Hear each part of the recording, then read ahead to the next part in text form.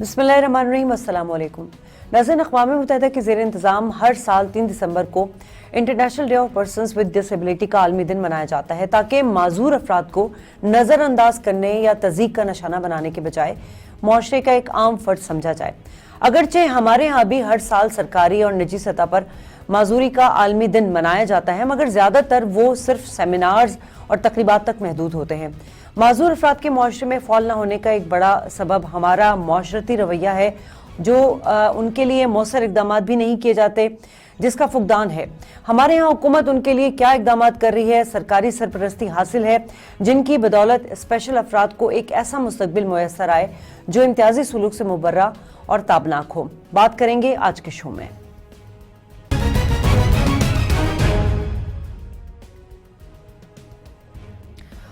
Welcome back नाज़रीन, programme का आगाज़ करूंगी। मेहमानों को तारुफ करा दूं। इस वक्त मेरे साथ स्काइप पर मौजूद हैं कासिम नवीद कमर साहब, आप मुआविन खुसूसी बराए डिसेबल पर्सन हैं। शफीकुर रहमान साहब ने हमें ज्वाइन किया, आप मेंबर माइलस्टोन ऑर्गेनाइजेशन हैं। और अली अनवर साहब भी हमारे साथ मौजूद हैं, मेंबर ब्लाइंड एसोसिएशन। बहुत शुक्रिया तमाम मेहमानों का। बड़ा खुसूसी प्रोग्राम है नाज़रीन। आज के हवाले से हमारा डिसेबल अफराद का आज आलमी दिन मनाया जा रहा है और इसी हवाले से हमने प्रोग्राम को मुरतब किया है। कासिम साहब, चूँकि उनका डोमेन बनता है तो पहला सवाल मैं उन्हीं से जान लेती हूँ। कासिम साहब, सरकारी सरपरस्ती पूरी दुनिया में हमें नज़र आती है डिसेबल टीम के लिए, जहाँ पे वोकेशनल ट्रेनिंग होती है और शेल्टर्ड वर्कशॉप होते हैं। हमारे यहाँ पाकिस्तान में देखा है कि आज के दिन को लेके सेमिनार्स तो और तकरीबात का इनेकाद तो किया जाता है, मगर प्रैक्टिकली वो काम नजर नहीं आता। सर, हुकूमत क्या कर रही है इस हवाले से? बिस्मिल्लाहिर्रहमानिर्रहीम, थैंक यू सो मच मुझे शो पे लेने के लिए। और आज जो भी हमारे लिसनर्स हैं, व्यूअर्स हैं, उनको मैं आज का दिन विश करना चाहता हूँ कि हैप्पी 3 दिसंबर इंटरनेशनल डिसेबिलिटीज डे। हम अपने आज के दिन को एक ईद की तरह सेलिब्रेट भी करते हैं, लेकिन इसको एक माइलस्टोन की तरह हम देखते भी हैं कि पिछले साल में हमने क्या कुछ अचीव किया है और अगले साल के टारगेट्स हमारे क्या होने चाहिए। तो उसमें बिल्कुल मैं इस बात की बिल्कुल ये हरगिज नहीं कहूंगा कि हमने सारे मसले हल कर दिए। जैसे अक्सर गवर्नमेंट में होता है, जो रियलिटी है मैं बिल्कुल मानता हूँ कि हमें बहुत कुछ करने की जरूरत है। शुरुआत में ऐसे करता हूँ कि अनफॉर्चुनेटली हमारे पास डेटा ही नहीं है कि सूबा सिंध में या पूरे पाकिस्तान में, क्योंकि लास्ट जो सेंसस है उसमें से ये जो सवाल है डिसेबिलिटीज का, वो अनफॉर्चुनेटली वहां से रिमूव किया गया।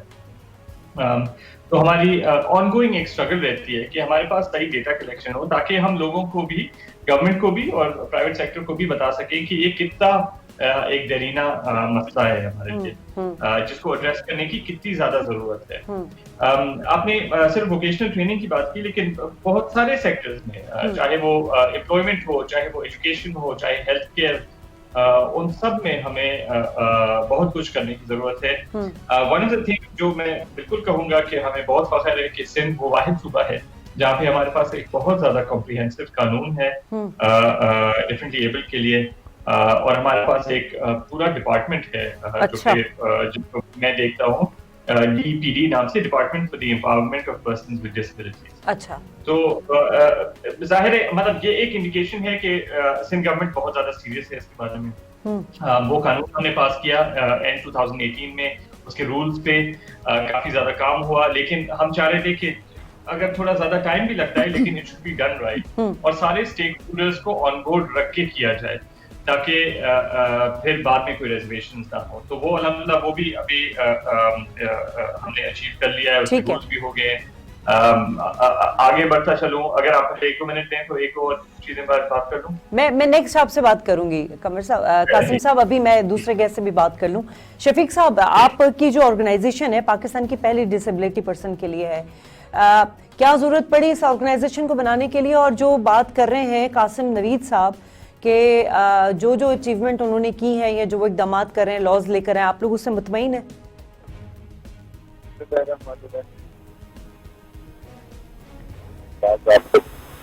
जी शफीक साहब, बात ये है कि जहाँ तक तबलीग है,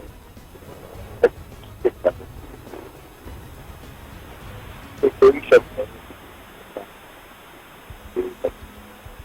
नहीं, शफीक साहब की आवाज मुझे सही नहीं आ रही है। शफीक साहब से हम दोबारा कांटेक्ट करने की कोशिश करते हैं। अली अनवर साहब, आपको मैं एक तो आज के दिन की मुनासबत से विश भी करना चाहूँगी सर, और मेरा अपना जो है, बल्कि सब इस बात से एग्री करते हैं कि जो आप लोग की डिसेबिलिटी होती है, आप लोग को अल्लाह ताला की तरफ से इतने ज़्यादा स्किल्स मिल जाते हैं कि शायद हम एक नॉर्मल इंसान, हमारे पास वो स्किल्स नहीं होते हैं, वो सलाहियतें नहीं होती हैं सर। अली अनवर साहब। अस्सलाम वालेकुम। पहले तो आपका बहुत शुक्रिया कि आपने आज मौजूद बात किया।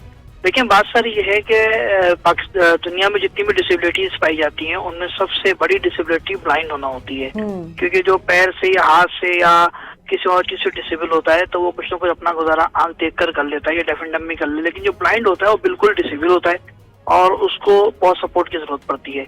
पाकिस्तान में अनफॉर्चुनेटली सबसे बड़ा मसला इस वक्त ये है सिंध में कि हम तालीम से शुरू करें अगर, तो हमारे पास हमारी बुनियादी ब्रेल की बुक्स अवेलेबल नहीं है। अच्छा। सिंध गवर्नमेंट ने एक ब्रेल प्रेस अभी बड़ी मुश्किलों से एक लगाया तो है, लेकिन उसको चलाने की जिम्मेदारी एक एनजीओ के पास है। अच्छा। उसके बाद इन्होंने एक और ब्रेल प्रेस दिया है जो बीएपीओ, जबकि ये जिम्मेदारी पाकिस्तान की रियासत की है। मैं पाकिस्तान का शहरी हूँ, मुझे तालीम देना रियासत की जिम्मेदारी है। दूसरा मसला ये है जो मेरे बुनियादी कानूनी आईनी पाकिस्तान के आइन के मुताबिक जो आइन मुझे राइट है उसके खिलाफ, मसलन मैं एग्जाम देने जाता हूँ, राइटर लेके जाता हूँ, वो एक दर्जे कम का होता है, लिखता वो है, नंबर मेरे माइनस होते हैं, ये मेरे बुनियादी हक के खिलाफ है। जब मैं ब्रेल में एग्जाम दे सकता हूँ तो मेरे पेपर ब्रेल में होना चाहिए।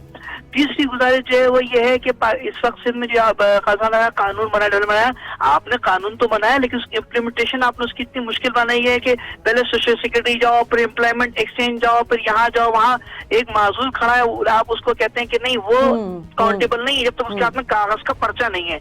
अच्छा, जो माजूर नहीं है उन अफराद लेटर्स बना के इस वक्त जिसको सुप्रीम कोर्ट ने भी डिसीजन दिया था उसका भी वो इस पूरी सूरत हाल है। अच्छा। चौथी बात जो ये कि मैं जल्दी लिस्ट करूं, चौथी बात ये कि पंजाब में जितनी प्राइवेट बसेस चलती हैं ऑल ओवर ट्रांसपोर्ट चलती हैं उन पर किराया हाफ है, कुछ में माफ है, सिंध में ऐसा नहीं है। अच्छा। इसके अलावा जो इतनी एयरलाइन इस वक्त चल रही है, सीए का रूल है कि जितने भी ब्लाइंड पैसेंजर हैं उनको हर एयरलाइन हैंडलिंग देगी, पीआईए के अलावा कोई हैंडलिंग नहीं देता।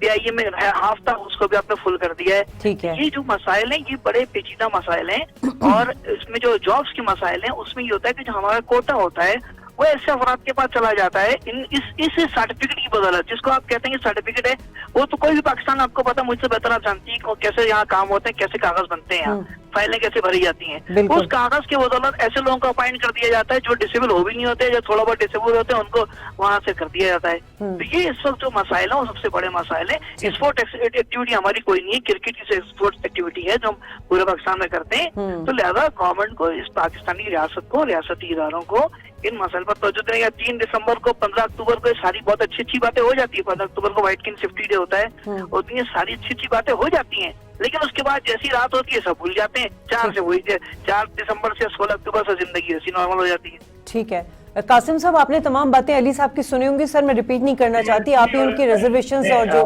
जी तो मैं एक दो चीजों पे बिल्कुल इनकी बात सही है, मैं मुत्तफिक हूँ अली साहब। मैं आपको आपकी परेशानी समझ सकता हूँ कि इसमें आपने 3 मेन बातें की एज आई अंडरस्टैंड, ठीक है। एक तो हमारे डिसेबिलिटी सर्टिफिकेट्स के बारे में, अनफॉर्चुनेटली पहले ऐसे होता रहा था बिल्कुल कि आपको सोशल वेलफेयर डिपार्टमेंट भी जाना होगा और आपको दूसरी जगह भी जाना होगा और फिर एमएस के पास भी जाना होगा। लेकिन अभी हमने हर जिले में वन स्टॉप सोल्यूशन के तहत हमने कि हमारा इदारे का एक आदमी होगा, एमएस होगा उस हॉस्पिटल का, और तो जो भी स्टेक होल्डर्स इन्वॉल्व हैं उसमें एक ही जगह पे होंगे ताकि किसी भी फर्क को ये पहले से कासिम साहब या अभी आप बता रहे हैं? ये सॉरी ये पहले से इम्प्लीमेंटेशन शुरू हो चुके हैं या अभी अब होगी हर जिले में जो आप बता रहे हैं कि आपका वन स्पॉट सोल्यूशन? एक तो हम हर जिले में कैंप्स लगाते रहते हैं, लेकिन इनके परमानेंट ऑफिसेज हमारे जो स्कूल्स हैं उनके अंदर हम खोल रहे हैं, लेकिन अभी तक हमने कैंप्स लगाए हैं जो आपका सवाल है एज आई अंडरस्टैंड,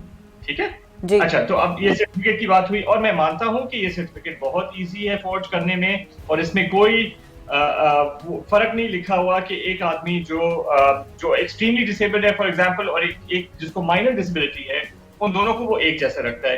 तो अब इस पूरे इशू को हम लोग रिजॉल्व करने के लिए क्या कर रहे हैं कि इनको इंस्टेड ऑफ डिसेबिलिटी सर्टिफिकेट्स हम एक नादरा के साथ लिंक्ड कार्ड गवर्नमेंट इशू करेगी जिसमें आपकी डिसेबिलिटी का स्केल भी होगा, आपकी डिसेबिलिटी कौन सी है वो भी होगा। जैसे इन्होंने बात लेकिन की कासिम साहब, आप तो कह रहे थे कि में, सिंध हुकूमत ने कंपैरेटिवली जो है दूसरे सूबों से ज्यादा काम किया है ये डिसेबल अफराद के लिए। अभी पंजाब में ज्यादा काम है डिसेबिलिटी, पंजाब में काम बहुत है इसमें। हमारे विजन में यही है कि बिकॉज हम समझते हैं कि ये सर्टिफिकेट बहुत इजीली कॉपी हो सकता है, बहुत इजीली फॉल्ट हो सकता है, तो उसकी वजह से हम इसको एड्रेस करें। इस साल की ही एडीपी में ये स्कीम रखी हुई है कि हम डिसेबिलिटी कार्ड स्टार्ट करना चाह रहे हैं, ठीक है ना। इन्होंने बात की ब्रेल प्रेस की कि वो एनजीओ चला रही है। बिल्कुल एनजीओ इसलिए चला रही है, देखें हमारे पास, हम अनफॉर्चुनेटली साइलोज में काम कर रहे हैं ना, गवर्नमेंट अपनी तरफ काम कर रही है, हमारे पास 70 स्कूल हैं, लेकिन हम वो क्वालिटी ऑफ एजुकेशन नहीं दे सकते जो फॉर एग्जांपल एक प्राइवेट इदारा दे रहा है। क्यों नहीं दे तो सकते? मेरी हमेशा क्यों नहीं दे सकते? पब्लिक प्राइवेट पार्टनरशिप में काम करें और जो कुछ उनसे सीख सकते हैं, उनके एक्सपीरियंसेस से सीख सकते हैं और उसको यूज करके तो हमारी गवर्नमेंट क्या इतनी कॉम्पिटेंट नहीं है, कॉम्पिटेंट लोग नहीं है कि एनजीओस में हमें। जी अली साहब, देखिए मसला ये है, देखिए जैसे साहब मसला ये है कि जो ने फरमाया कानून बना देना आसान होता है, उसकी इम्प्लीमेंटेशन मुश्किल होती है। बेशुमार कानून है पाकिस्तान में, बेशुमार हर चीज पर कानून है। जो ये बता रहे हैं ऐसा सिंध के किसी अजला में अब तक नहीं हो रहा। कैंपिंग अगर होती हो, ऑफिस में जाओ, वही प्रॉब्लम दरपेश है, वही मुश्किलात दरपेश है, वही मसाइल दरपेश है, ठीक है। दूसरी बात जो है कि चलिए, अब कासिम साहब सुन रहे हैं ना, उसको एड्रेस करेंगे, आप बताते जाएं। जी मैं बता रहा हूँ, और हम इसका फॉलोअप भी लेते रहेंगे। अली साहब, रियासत की जो एनजीओ वाली बात है, देखिए एनजीओ जो ना, एनजीओ एक वक्त तक काम करती है। अगर वो एक वक्त पाएगा काम नहीं करेगी, लेकिन पाकिस्तान के हर आदमी को तालीम देना ये पाकिस्तान की रियासत की जिम्मेदारी है। जी बिल्कुल ऐसा ही है, ठीक है ना। तो लिहाजा ये जिम्मेदारी रियासत क्यों नहीं उठाती? चलिए अब शफीक साहब, मैं इसको डिस्कशन को आगे भी कंटिन्यू करूंगी आप दोनों से। शफीक साहब ने हमें ज्वाइन कर लिया। सर, आपकी आवाज हम तक नहीं आ रही थी। सर, ये जो माइलस्टोन ऑर्गेनाइजेशन है, पाकिस्तान की पहली डिसेबल ऑर्गेनाइजेशन है, इसके बारे में बताई गई, क्या करती है? जी मोहतरमा, ये पाकिस्तान में एक रिवाज था जो अभी भी राइट है बहुत सारे लोग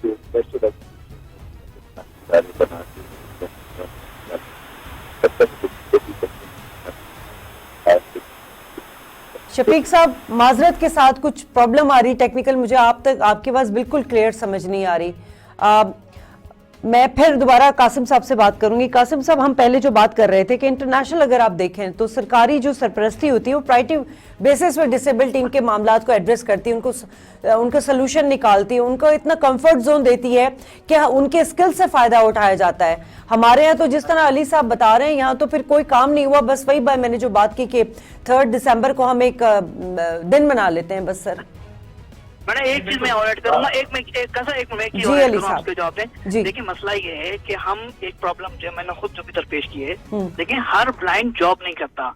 इस वक्त बहुत सारे ब्लाइंड कारोबार करना चाहते हैं, उनके लिए बैंक यानी उनके लिए बैंक अकाउंट खोलना इंतहाई मुश्किल है। CPD 2014 स्टेट बैंक का रूल सर्कुलर तो है, लेकिन बैंक उस पर रूल डाउन नहीं कराते। हम क्रेडिट कार्ड नहीं ले सकते, हमारा चेक ट्रांसफर नहीं हो सकते, हम किसी को पेमेंट कैश करेंगे, ये सारे मुश्किलात है। ये आप जब किसी डिसेबल आदमी को एतमाद देंगे, हर कोई चैरिटी नहीं चाहता, हर कोई अपना काम करना चाहता है, बिजनेस करना चाहता है। मैं खुद एक बिजनेस करता हूँ अपना, ये सब तो मालूम, मैं लड़ के चीजें निकाल के मैंने अपना अकाउंट खुलवाया बड़ी मुश्किलों से UBL में। उसके बाद पता चला कि जी ये सर्कुलर है, लेकिन बैंक्स को मैंने कहा ना चीजें अवेलेबल हैं, लेकिन उनको इम्प्लीमेंटेशन कौन कराएगा, किसकी जिम्मेदारी है कराना, ये सब मसाले। हमें हम ये नहीं कहते कि आप हमें चैरिटी दें, आप सपोर्ट करें इस तरह से। अगर कोई ब्लाइंड आदमी या कोई डिसेबल अफराद बिजनेस करना चाहता है, आप उसको खड़ा करें उसके पैर पे, आप उसको मतलब सबसे मेन चीज तो आपने मेन चीज जो इंडिकेट किया वो तो एजुकेशन की तरफ है ना, कि आप लोग की जो बुक है उस यानी 4th क्लास के बाद से हम किताबें ऑडियो रिकॉर्डिंग में टेप करके पढ़ते हैं। देखें कासिम साहब, सबसे मेन इशू तो मुझे लगता है यही है अभी। लेकिन सिर्फ एजुकेशन नहीं, ओवरऑल सस्टेनेबिलिटी इशू है ना कि नहीं, एजुकेटेड कैसे करेंगे आप लोगों को, ये भी तो बताएं ना सर। उसके बाद आप एम्प्लॉयमेंट की तरफ जाएंगे या आप अपना बिजनेस रन करते हैं तो बहुत सारे हर्डल्स हैं उसके रास्ते में। हम ना सिर्फ एक फिजिकली इनएक्सेसिबल कंट्री है, लेकिन हमारे मेंटली भी इनएक्सेसिबल है कि लोग जहाँ पे हम किसी को एम्प्लॉयमेंट दिला भी देते हैं और लोगों को एक डिफरेंटली एबल्ड बंदे के साथ काम करना के लिए उनको अपना माइंडसेट चेंज करना पड़ेगा, और उसके लिए मतलब इस टाइप के प्रोग्राम और इससे ज्यादा सिर्फ। अच्छा, जिस कानून की आप बात कर रहे हैं सर, अली साहब अली साहब ने भी उसको पॉइंट आउट करा है कि कानून तो मौजूद है, जिस 2018 के कानून की बात आप कर रहे हैं, लेकिन अमल दरामद नहीं है, आसान नहीं है।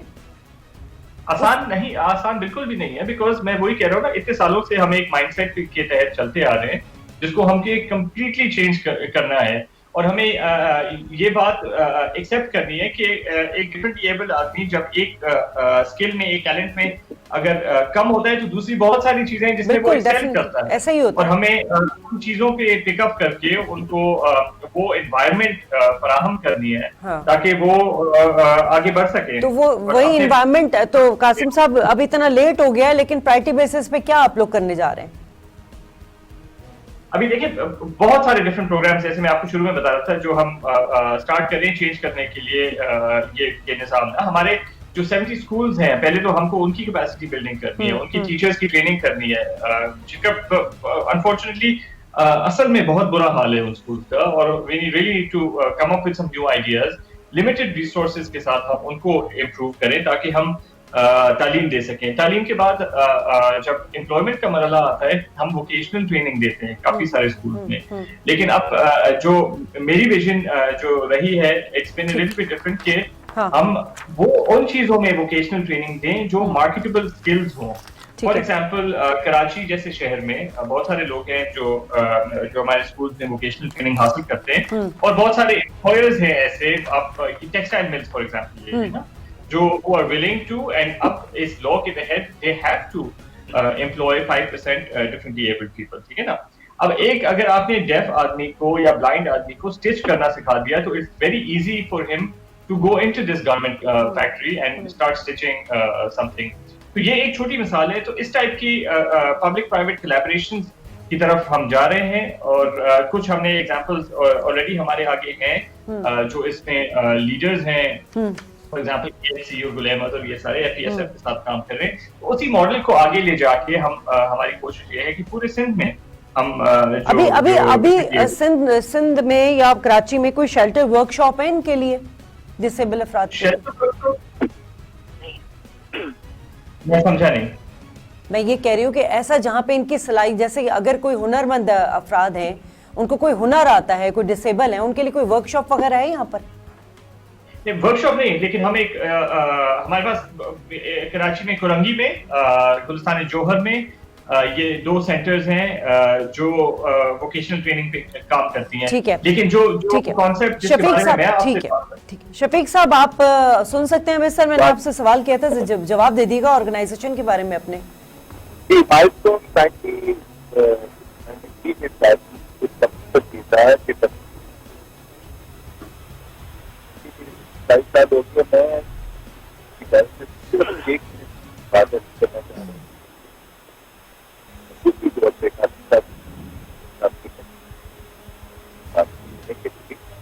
देखिए बात ये कि आप लोग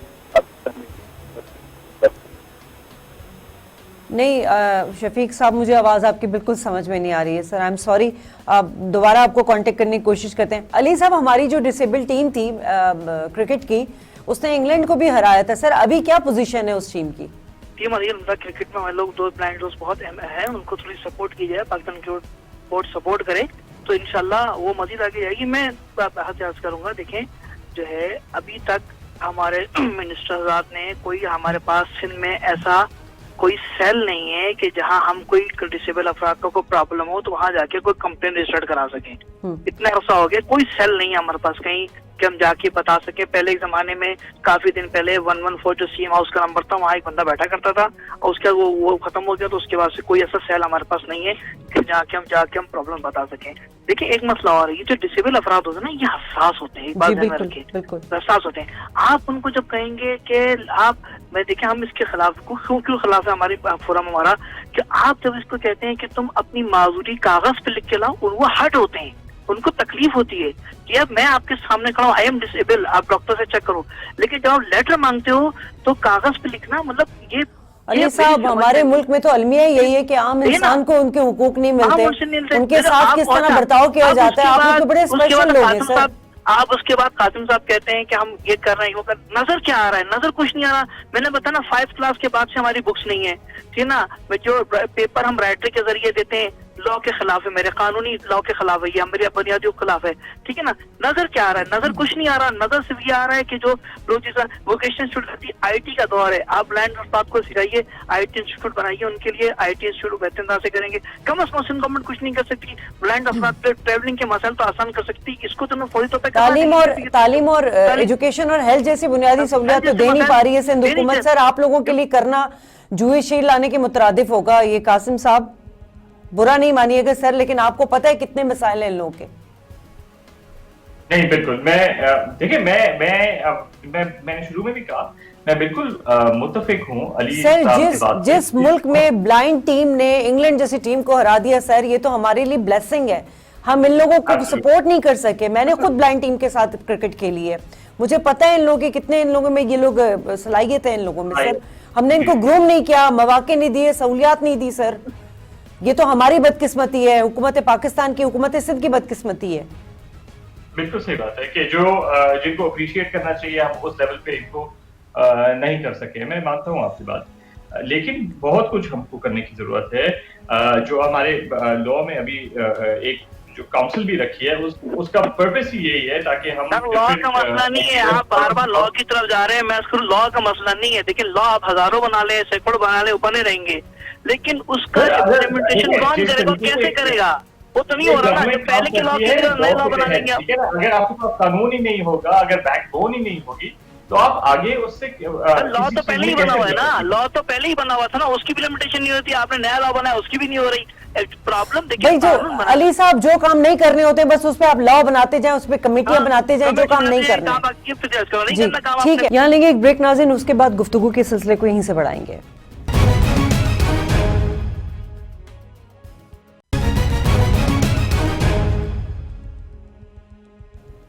वेलकम बैक नाज़रीन। शफीक उर रहमान साहब हमारे साथ मौजूद है टेलीफोन लाइन पर, और हमें ज्वाइन किया है मोहम्मद इरफान साहब ने।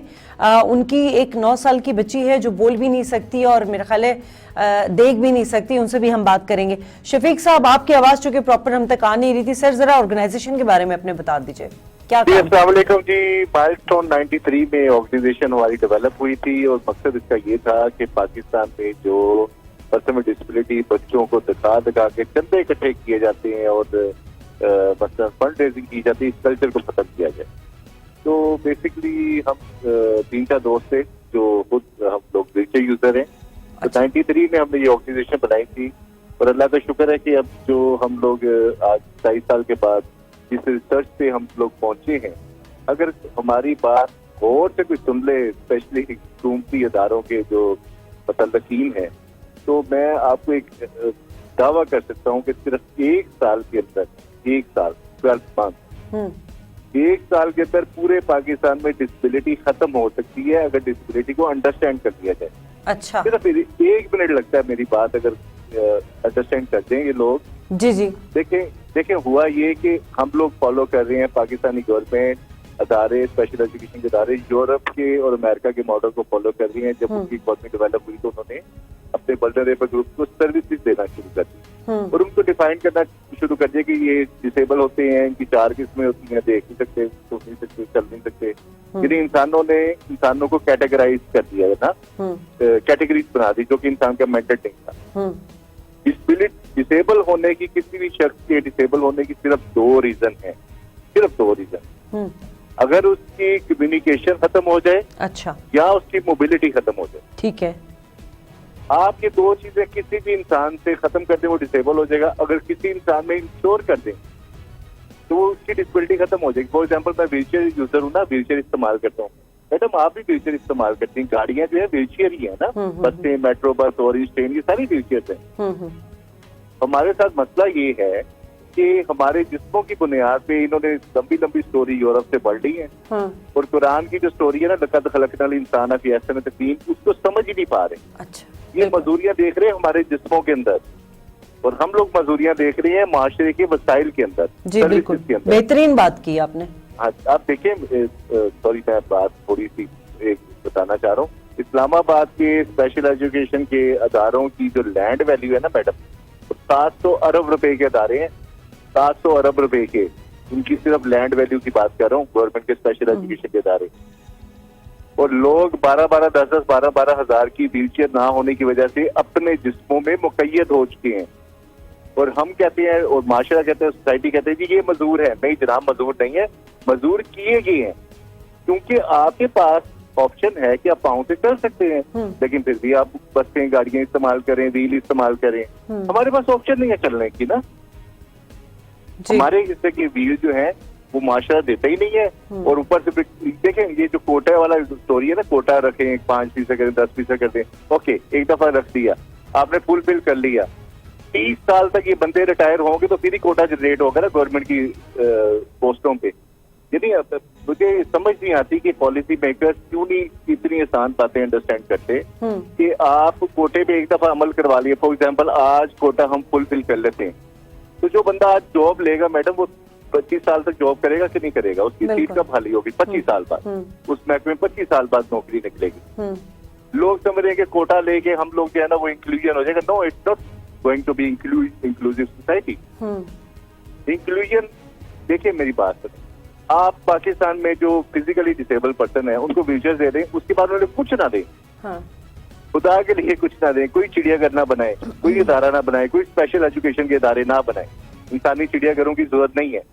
हमें मोबाइल कर दें, हम अपनी डेस्टिनी अपनी मेहनत के साथ अपनी वसाइल खुद ही जनरेट कर देंगे। जब हम तालीम हासिल कर लेंगे, घरों से तो निकालें, हमें अपने जिस्मों से जो असल में हुकूमत की प्रायोरिटी ये नहीं है ना, वो काबिल नहीं बनाना चाहते हैं ना, वो तो आपको पता है कि उनकी नहीं करना चाह रहे हैं ना। और फजूल पैसे, आप देखें मेरी बात सुने, बजट रखा जाता है जी 6 अरब रुपया रखा जाता है जी स्पेशल एजुकेशन के लिए, डिसेबल पर्सन के लिए।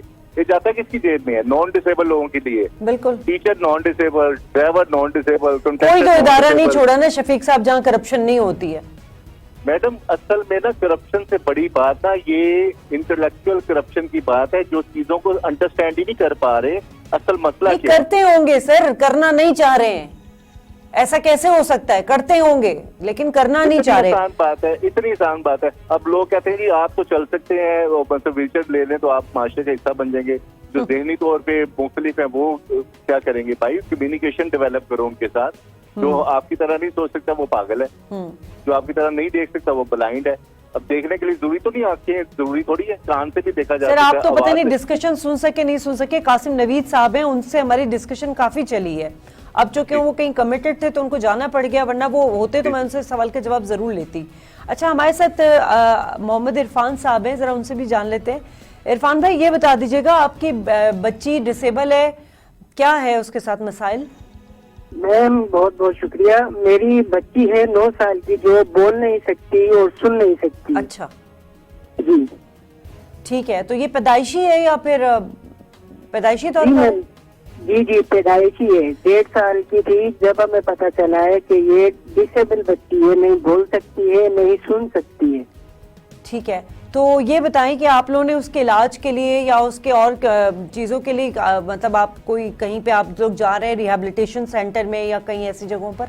जी मैम, हमने जब डॉक्टर को जब हमें पता चला तो ये डिसेबल बच्ची है, तो हमने डॉक्टर को चेक कराया था। ENT एक स्पेशल डॉक्टर है, उनको हमने चेक कराया था। अच्छा सर मैम, उनको समझ नहीं आया क्या था, उन्होंने हमको रेफर करा लियाकत नेशनल हॉस्पिटल में। ठीक है मैम, वहाँ से हमने चेक कराया अपनी बच्ची को, चेक रिपोर्ट वगैरह जो इसकी थी सारी की सारी वो हमने करवाई है। लेकिन सर मैम, उन्होंने हमको 1 हफ्ते के बाद बुलाया तो हम गए तो उन्होंने कहा कि ये बच्ची नहीं बोल सकती है, नहीं सुन सकती है।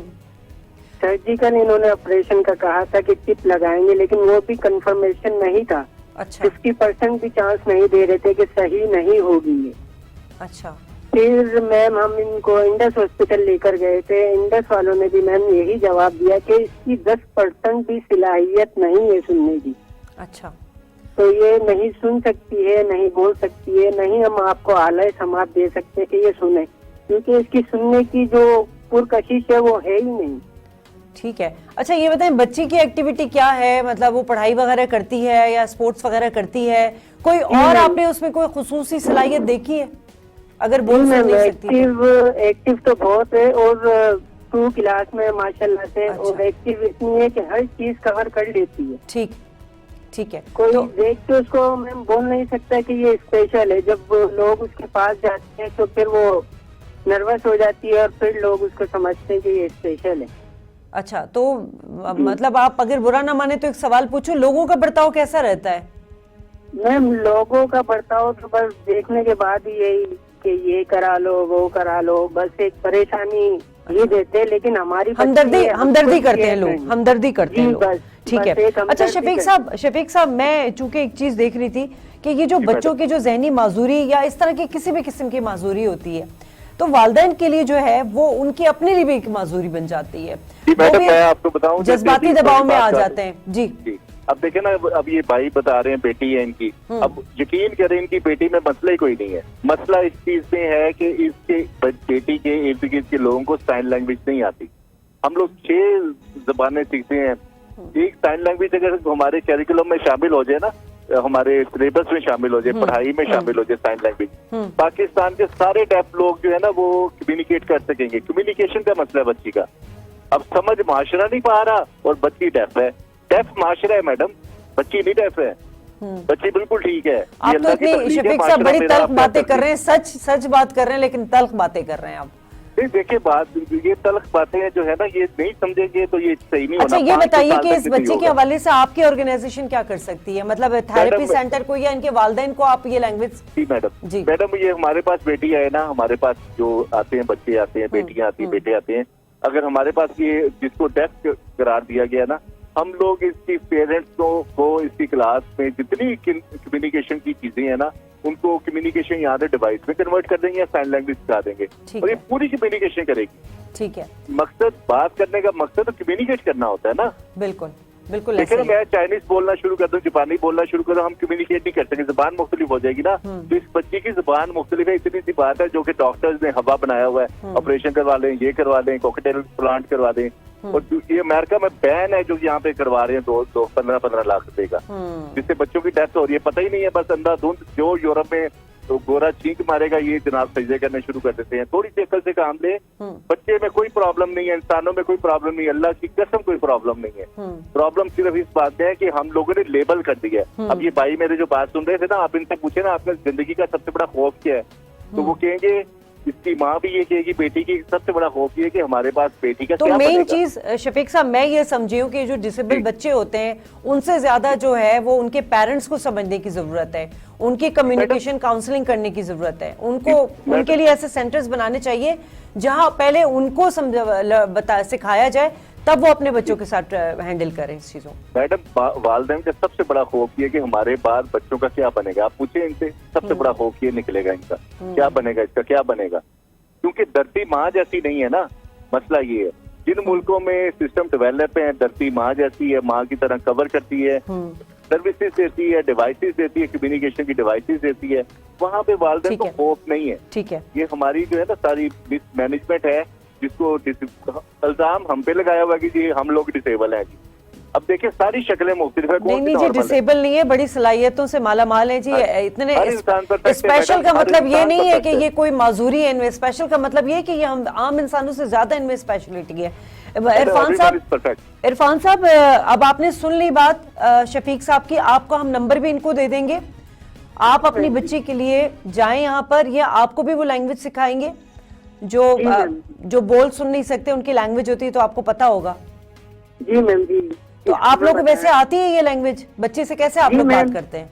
ये हम इशारों से ही इनके जो साइन वगैरह होते हैं जो इनके स्कूल में हमको बताया था, हमारी क्लासेस वगैरह हर हफ्ते वहाँ पर होती है, हम जाते हैं सर, वो सारी उनकी लैंग्वेज सीखने की कोशिश करते हैं। ठीक है, फिर इससे घर में हम ऐसे ही बात करते हैं और इसको ऐसे ही समझाते हैं। बस तो ये बहुत एक्टिव है माशाल्लाह से, फौरन कवर कर लेती है। ठीक है, बस जो ये खुसूसी बच्चे होते हैं उनके वालिदैन को भी जो है ना वो बड़ी हिम्मत और सब्र का काम होता है उनके लिए भी, क्योंकि वो जिस कड़े इम्तिहान से गुजरते हैं एक आम फर्द के बस की बात नहीं है।